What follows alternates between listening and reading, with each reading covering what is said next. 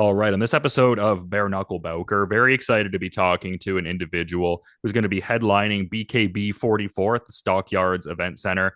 And we've got Paty Juarez knuckling up and thrown down in that Trigon against Khortni Kamyron. And great having Khortni on Bare Knuckle Bowker for the first time. How's it going ahead of this big August 16th fight? I would think you'd be quite excited. I am actually really excited. It's going pretty well. Thank you for having me. Oh, no, it's great to get to talk to you. You've been doing such great things in bare knuckle and now poised to become BKB's first, woman to hold titles across multiple weight categories. This seems like a huge moment in your combat sports career. Yeah, absolutely. I'm super excited to be able to try to make this happen.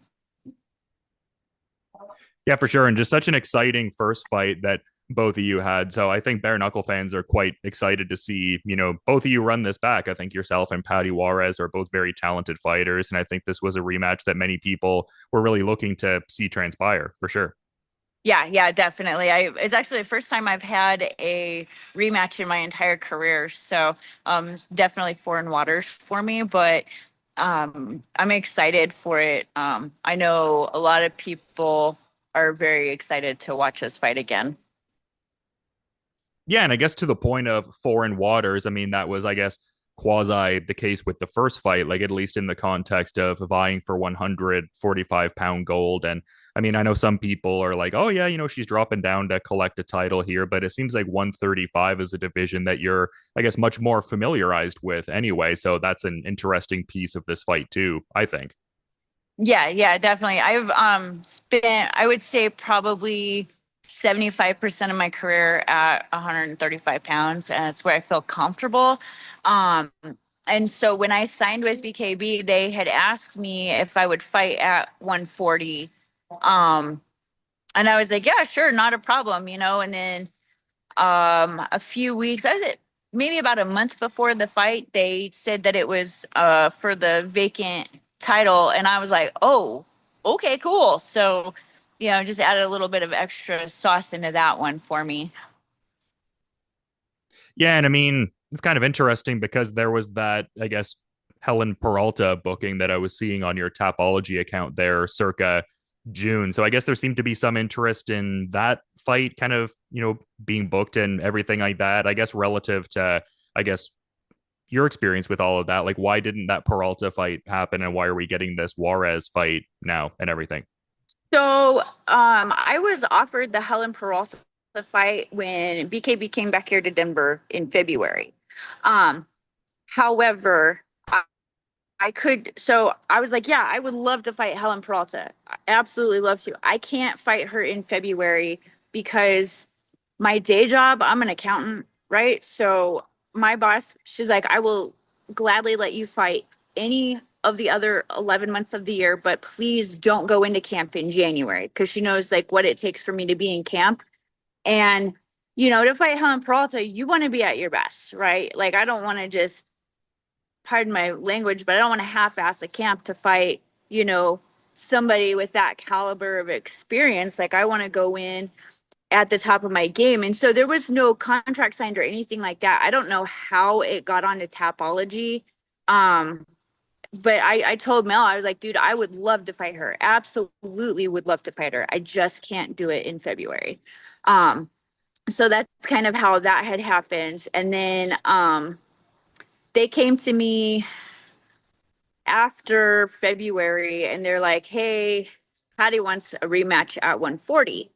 And I was like, I don't necessarily agree with a rematch at 140 because it wasn't like it was a split decision in that fight. Like it was a doctor stoppage TKO. I was like, I'll do the rematch, but I want the rematch at 135 pounds. And so finally everybody agreed to it, and that's how we're here fighting at 135. Yeah, and I feel like I'll probably circle back to that sort of point as well and everything like that, just with that Peralta situation, because yeah, like you said, kind of curious that would have ended up on Tapology considering what you just outlined. But you did mention the first fight with Paty Juarez and securing that doctor stoppage and everything from your BYB 31 fight initially, and some more stockyard action there and stuff like that as well. So some connectivity to this rematch. I guess, like, what are your main takeaways from that September championship winning fight as I kind of talk about that to you? Like, what kind of comes to mind as the main takeaways from the fight? The main takeaways, that woman is so stinking tough. I know, like, I was hitting her as hard as possible a few times, and there was just no stopping her. She will come forward regardless. So with that, like, I respect the hell out of her for that. Like, she is super, super tough. As far as like anything else goes, I know the areas where I need to improve and I could do better, right? So we were working on a lot of, just what can I do better? How can I be more rounded and whatnot for this upcoming fight? So I don't want to give away too much of what we're reading into. You know how that goes. Yeah, you don't want to play your cards too soon, I suppose. You want to Yeah, keep the strategy a little covert, I suppose. yeah. So, but I mean, just like the first fight, her and I are both game to just stand in there and exchange, So I think that regardless of, who's doing what, it's going to be a fun fight, right? Like there's going to be blood, there's going to be violence to be had and some excitement. So, Well, yeah, considering how exciting the first fight was, it's just a great rematch and everything. And like I said, the potential to make history. And obviously, you're not overlooking this fight based on even how you were talking about the game plan and the amendments you want to make to your approach for this one. But I guess entertaining you get your ideal outcome here. Like, how important would that be for you? Like, would that be like a major capstone sort of achievement in your career at this point, being the first woman in the mighty Trigon to hold titles in two different weight categories? yeah, it would be incredible. A lot of my career I've spent trying to do things that make history, right? So you can retire with a good record and whatnot, but it's the history making things that are going to stand out and stay there for a long time. I was the first women's sanctioned bare knuckle fight here in Colorado back in 2022, I think it was. The first woman to hold the super lightweight title for BKB. So, just want to keep adding to those things. Just doing things outside of the box and really trying to have like a super cool career that just hits a lot of different things, I guess. Yeah, stacked card too. Like the fact that this fight is Yeah. headlining makes sense on many levels as it ties to the excitement from the first fight and everything. Just, the co-main event featuring another champion as well with, BKB welterweight champion Javon Wright throwing down with Henry Williams. So, I mean, your fight is tremendously exciting too, but it seems like a stacked night for the Denver area fans altogether. I'm super excited for that card. Like, when they announced that we were headlining, I was like, oh shoot, holy cow, I didn't even know. But then I started seeing the fights that were coming out on this card as well. And I was getting super excited. I'm like, oh my gosh, this card is going to be incredible. I am super excited. I'm like, told my coach the other day, I'm like, I'm kind of sad. I really want to actually watch some of these fights, but I need to obviously, focus on myself there in the back. So I'll have to rewatch them afterwards. Yeah, no, I hear you. And even, I guess, outside of the main event and co-main event scene, which obviously two great fights as I was kind of outlining, but I think one of the more intriguing fights for, bare knuckle fans is seeing Alberto Blas come over to make his BKB debut after, signing with this promotion while he was still holding the BKFC bantamweight title. So it should be interesting in that kind of sense. Yeah, yeah, definitely. I'm excited for that one. Another one I'm super excited about is the Tommy Turner and Michael Santos fight. I've actually known Santos for years here in the Colorado fight community. Um, and so he made his debut last year on the card with me. It was super exciting. He refed my very first fight ever. So it's kind of cool to see it all circle back. And then, I know they're both super game, and I'm expecting a pretty exciting fight out of that one too, because I know they're both just insane fighters.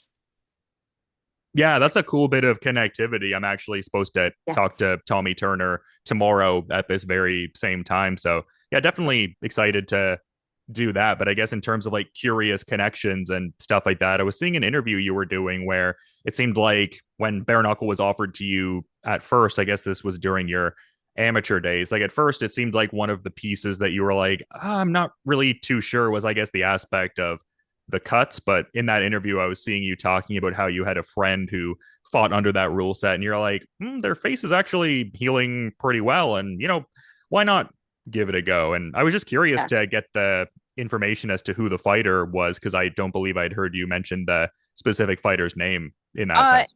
it was Jessica Link. So Jessica and I met back in the AMI days. Her and I were supposed to fight each other in a kickboxing tournament out there in Kansas. And unfortunately we weren't able to. I believe she had a knee injury or something like that. So we weren't able to fight. But she's been like super supportive with me in my career and likewise vice versa. But I know that she had made her debut in BKFC and she fought the girl that I debuted against, and I'm like, well, I personally know Jessica. I've seen her in person. She doesn't look like a trash can after fighting, right? Like everything healed up real good. So, yeah, I'm like actually knowing somebody, and seeing the outcome. It was super helpful. But yeah, I didn't want any part to do with bare knuckle whatsoever at first. Yeah, but from some interviews that I've seen, it seemed like that first point of connectivity, like landing that first gloveless punch, it was almost like, okay, this is my new combat sport. I get it at this point. Absolutely, absolutely. I put on big gloves to, do some work here and I can't stand it. I prefer no gloves.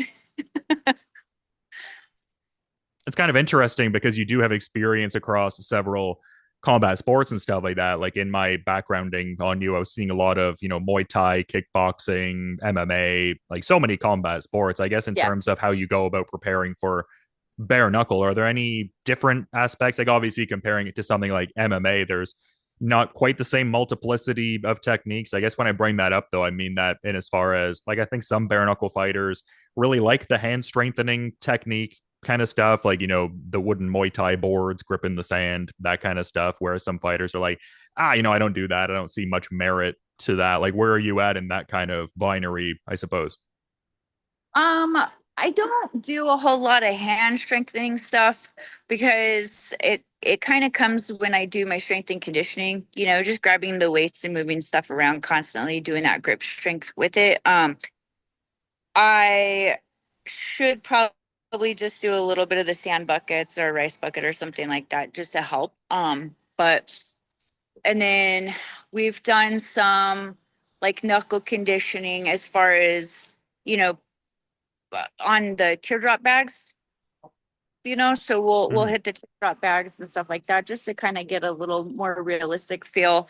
And then when I'm helping one of the other girls that I train with, Kat, when I'm helping her for her fights, we do a little bit of striking, just knuckle striking, right? Like she'll just sit there and like body conditioning, right? I'll punch her body with no gloves. I'll punch her arms with no gloves. So it helps my hands, it helps her body, um, and stuff like that. And then I'll feel some of her punches as well. Yeah, that must, pay dividends having someone like Kat Paprocki in your corner, as it were, like just in the sense of you both can kind of workshop bare knuckle techniques and stuff like that. So yeah, I imagine that's invaluable for you. Yeah, definitely. She's been a really good training partner to have. And she's just like she's a lot smaller than I am, but she's so game to just get in there and just grind and work really hard. So Yeah, no, I mean, I imagine that's invaluable for sure. And from what I was seeing on your BKB website bio, it was saying that you were training out of Genesis and Team Underground. Is that the primary spaces in Colorado Springs you're at? yeah, so Genesis is up here in Arvada. That's my main training facility. That's actually I'm here right now, right? And then I've been doing some supplemental stuff down south at Team Underground in Colorado Springs. But yeah, that's about it. And strength and conditioning in Littleton, I just kind of go all over the state wherever I need to. Yeah, and when I was checking the Tapology listing of different fighters training out of Genesis, I was seeing another bare knuckle fighter was out of there and another fellow champion with BKFC's cruiserweight title holder Chris Camozzi listed. Is that an individual you've been able to workshop information with for bare knuckle and everything? No, I don't really see him a whole lot. Like we'll see each other in passing and stuff like that, but um Jake coaches both of us and he tells me some of the things that he's been working on with Chris and so I'll get to pick up some stuff like that. And then when I do see Chris, it's usually like right before we're about to step on the mat and start sparring, and he's a little bit bigger than I am, so I don't know that I really want to try to spar with him. Yeah, I mean, even in terms of just chopping it up and whatnot, I mean, that would be an interesting, throwdown to see, as it were. But I mean, yeah, Oh just yeah. in terms of the chopping it up kind of component, yeah, I feel like there's maybe a bit of a size difference component. Yeah, just a little bit. But he's like such a nice guy and he's always asking how I'm doing and um but I haven't really got to pick his brain a whole lot. I probably should. That dude's got a lot of really good experience under his belt. Well, it seems like you're working with the same individuals in the sense of, like you said, some of the stuff that's being worked on with Chris, it seems like the methodology is being kind of relayed to you as well. So it seems like similar kind of information being exchanged, even though it's maybe not directly between the two champions. So, I mean, I would think there'd be some benefit even in that sense. Yeah, yeah, absolutely. Yeah, but we were kind of joking about the size difference piece there. But with the fight that Helen Peralta did end up having at that BKB 42 card, there definitely was a size difference piece to that as well, which definitely, I give the credit there. Jamie Driver, definitely a very pedigreed fighter and the bigger combatant as well. Like, what were your thoughts on that fight and how everything played out with that Driver Peralta fight? The shit talking leading up to that fight was incredible. I like the personality of both girls and, how they like to get each other riled up and stuff like that. Um, I was expecting them to just stand there and beat the crap out of each other the whole time. But I was watching that one. Um, you know, I I thought Jamie did a really good job adapting with Helen and fighting her and beating her in that fight, honestly. Helen can be intimidating as hell. She's got a lot of really good experience. So, um, yeah, yeah, I was kind of hoping they'd, beat the shit out of each other more just because that's what I like to see. That's what I do. But, that's okay. Jamie played a smart fight, got herself the win. So hats off to her for that one. Yeah, and we mentioned the Peralta Tapology curious situation, and also you saying, like, I'd be down to fight her someday. It just has to, make sense. Everything has to kind of line up. I mean, kind of curious, I guess, just with the Jamie Driver side of that, with her being the welterweight champion. Like, is that a fight that you could see yourself wanting down the line at all? Just, talking about the Peralta and Driver facets and stuff like that. Like, is that someone you could see yourself throwing down with in the Mighty Trigon at some point? So I was told that the winner of that fight is the number one contender to come challenge me for the super lightweight title. So, um, I don't want to focus on too much right now. I just need to focus on what is in front of me here in 2 weeks. But from my understanding, there is a very huge possibility that that fight will be happening next. Yeah, such an interesting spot in your career because obviously this Paty Juarez rematch deserves the, preeminent focus, like the blinders on kind of focus. But that does sound like an exciting proposition as well as like a next step if you get your ideal outcome on August 16th. Yeah, yeah, definitely. So I believe the plan is after this fight, then I would defend my super lightweight title. And then from there, I have a few options as far as what I would personally like to do. So, um, again, like one step at a time, we'll kind of see how things go, one thing at a time. Is that kind of in a similar line to the strategic component for this fight, like the keep the cards to the vest kind of thing? Or like, are there some other opportunities that seem enticing to you? Like, obviously, in the context of being focused on this fight, but I feel like I'd be remiss if I didn't ask like a follow up to that. Just you mentioning there's like a few enticing possible options. Yeah, no, I mean, nothing super strategic right now. I'm not getting any younger. You know what I mean? So we have to do the things that make this most sense for me and my career and for longevity in this sport and whatnot. So it all depends on, how much damage happens in this upcoming fight, how long the recovery is, what's available, just kind of there's a lot of things up in the air right now, and we've got to see how they fall after this fight. And I also too just don't want to focus on something that hasn't happened or transpired yet when I have something in front of me that is imminent. So yeah, no, nothing crazy behind it. It's just one of those things that we've got to see how things play about to get to where we're going next. Yeah, no, I hear where you're coming from. And I guess like seeing another interview you did, you were talking about how you were kind of like roping off certain parts of the ring to kind of like replicate the Trigon competitive considerations. Is that something you're still doing in the lead up to these different fights? Yeah, of course. Just my personal opinion, you get a lot of knowledge emulating the fight as much as possible. So, you can't. We've got a UFC octagon here in the gym, and I can't do all of my rounds in that big of a space and then go into something like the Trigon and expect to move the same way. So, yeah, we definitely still are roping off spaces, really working, you know, being precise with our movements when there is not much space to move in. Yeah, and fair play. I think if I was a BKB fighter, I would very much, try to do that myself. And I feel like I've talked to some other fighters who do try to curate their own version of the Trigon for that competitive familiarity. But then I've also talked to some fighters where they're like, whatever, I'll just get out there and do it. And it's like, oh, okay. Like that seems like Yeah. you're kind of leaping right into it on the night of the fight, but maybe there's a certain benefit to that fighter in that sense. I Yeah. don't know. I guess multiplicity of, ways of going about doing a thing, I guess. Yeah, definitely. It's just kind of, I guess, each person and their personality and how they adapt to situations, right?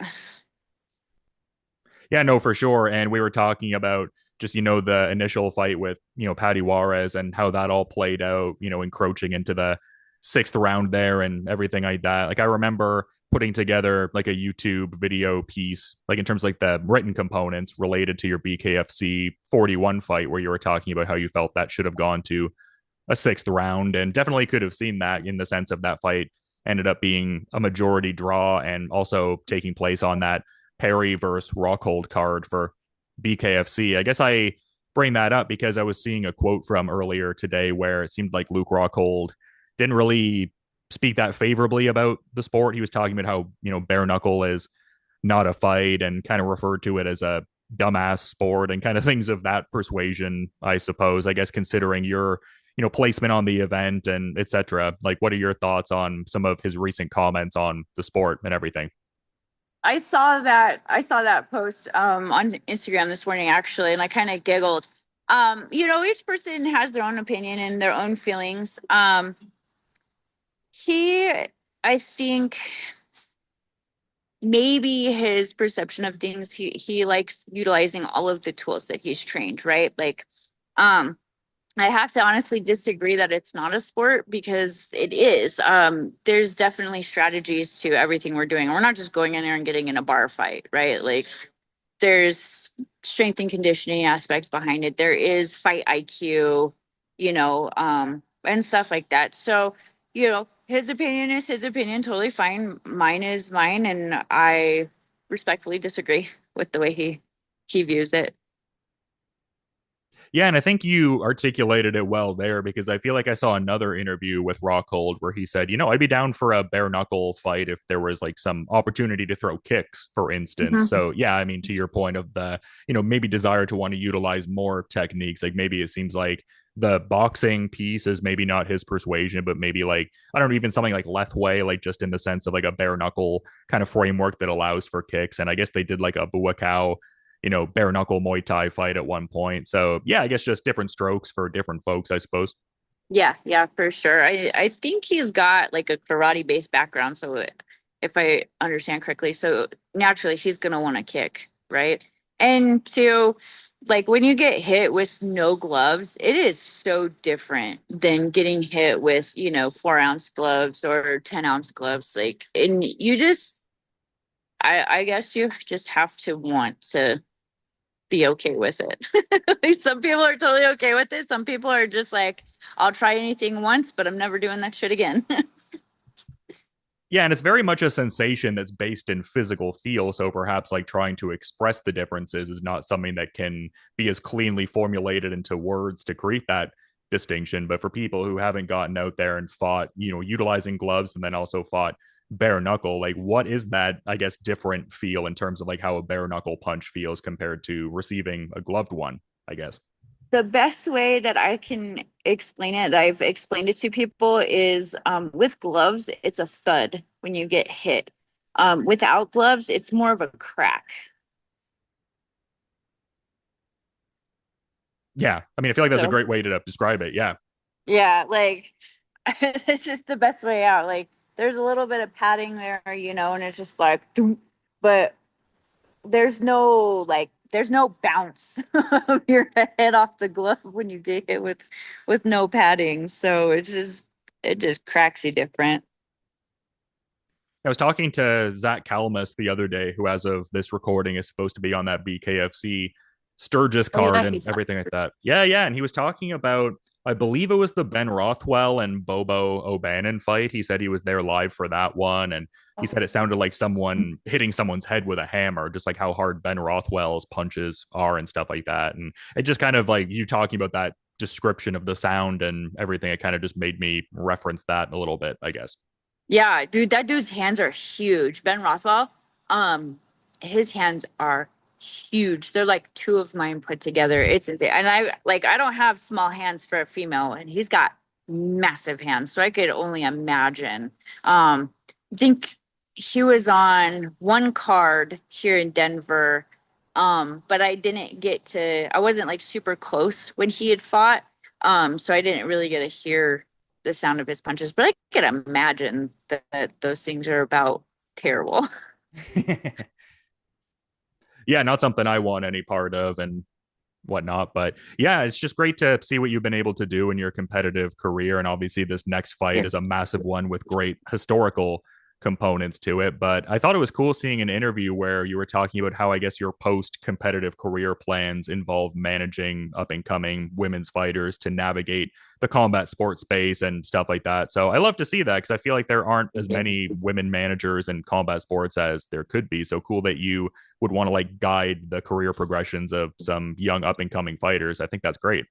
Thank you. Yeah, no, it took a little bit for the idea to grow on me, and then once it like sparked, I was like, "Oh my gosh, this is fabulous." Yeah, you know, I just feel like being a woman in this industry is really hard as it is. So having somebody that's been there and navigated the stuff the right ways and the wrong ways, it's good to have somebody like that in your corner. Yeah, someone to help navigate the pitfalls that could potentially pop up and stuff like that. So that's great that you're kind of paying it forward in that Yeah. kind of regard and stuff like that. Thank you. Yeah, I'm excited for that chapter whenever the time comes. Yeah, but obviously many more great fights we have for you coming up and stuff like that as we're talking about chief among them this Paty Juarez sequel that all of the bare knuckle fans are super stoked about and squarely focused on that for sure. But I was seeing another interview. It was that no gloves all talk interview. You were talking about how I guess like a bit after the fight, I guess like maybe like a month and a half after the fight, roughly, you were talking about how your 40th birthday is coming Yeah. up and you plan to go skydiving for the first time. So, I mean, that sounds exciting and everything. Yeah, yeah, I'm super excited. I was like, took me a second to reference what you were talking about. Yes, I turn 40 at the end of September. So, oh boy. Has that skydiving piece been something you've wanted to try out for like quite a while now? Like, has it always been in the peripheral in terms of something you'd like to try out someday? Oh yeah, I've always wanted to do it, and I was like, I'm turning 40 this year. We should probably go do this." So, No, it seems like a big milestone moment to, have and just a cool thing to kind of coincide with it and stuff like that. So that sounds yeah. great. Like, do you have any other plans to kind of mark that one? Because that would seem like a big birthday, I suppose. I don't know. I don't know. I guess we'll see if I end up having a heart attack jumping out of a plane or not first, and then take the rest of the day from there. Yeah, maybe we can have a couple belts posted up, eating some cake, something like that. Keep it like low key and simple, Yeah. I guess. Yeah. Maybe not cake. It doesn't sound too appealing right now, but maybe Yeah, some yeah. like chicken wings or something. I don't know.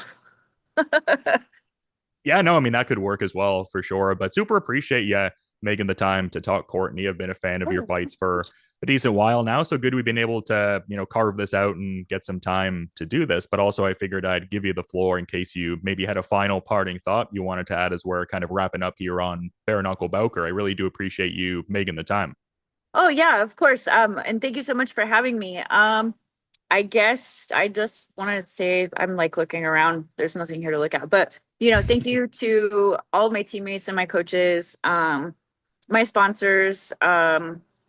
Everybody's always taken really good care of me, and they help make this possible. I could not do this alone. It is a solo sport, but you don't do it alone by any means. So, yeah, everybody that's just been a part of me getting to this point, it means so much. Yeah, great to, tip the cap to the people that helped bring you to the dance, but super excited to see that dance transpire on August 16th, an awesome rematch at BKB 44. And just, yeah, thank you so much for coming on Bare Knuckle Bowker ahead of this Paty Juarez rematch. I'm certainly fired up to see what goes on at the Stockyards Event Center here with this fight coming up. But until then, Courtney, you have a good rest of your day, and thanks so much. All right, you as well. Thank you so much.